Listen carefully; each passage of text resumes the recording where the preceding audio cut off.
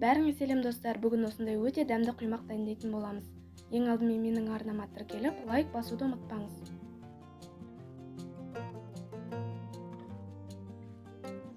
Бірінші 2 жұмыртқаны араластырып, оған айран құямыз.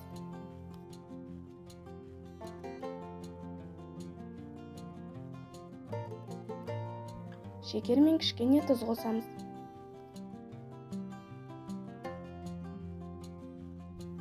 Кейін ұн қосып, жақсылап араластырамыз.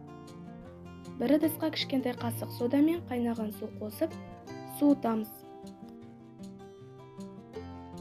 Содан кейін содамен араласқан суды құймақтың қамырына құямыз.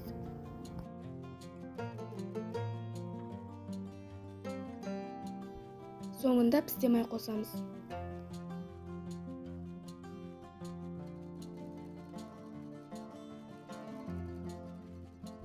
Құймақты табаға орташа отқа пісіреміз.